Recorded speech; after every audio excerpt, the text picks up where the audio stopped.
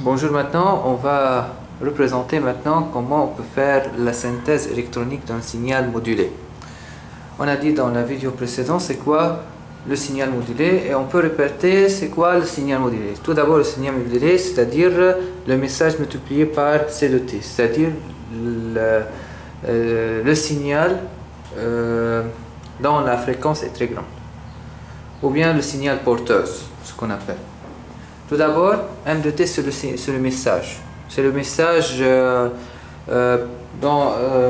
qui vient par exemple d'un émetteur précis qu'on ne sait pas. C'est-à-dire, on a M de t, c'est un signal d'entrée dont on doit effectuer une modulation. D'abord, on a dit comment on peut faire une modulation, c'est de multiplier le message multiplié par le signal porteur.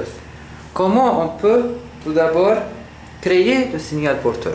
Le signal porteur, tout d'abord, est créé à partir d'un oscillateur de fréquence f de c, c'est-à-dire une fréquence précise.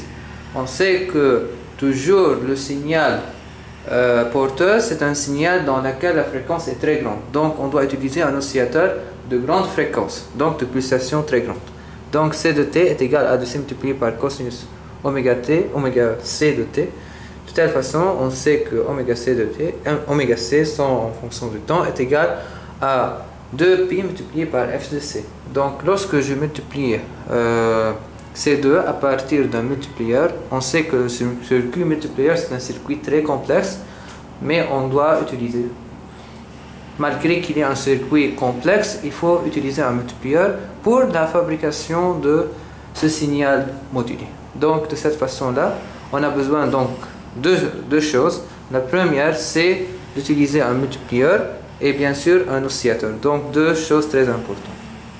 Malgré aussi que l'oscillateur c'est un circuit très important, c'est un circuit très grand aussi, mais le multiplieur est un circuit plus complexe que l'oscillateur, mais les deux ce sont des éléments importants pour qu'on puisse arriver au signal modulé ou bien pour la synthèse de ce signal modulé.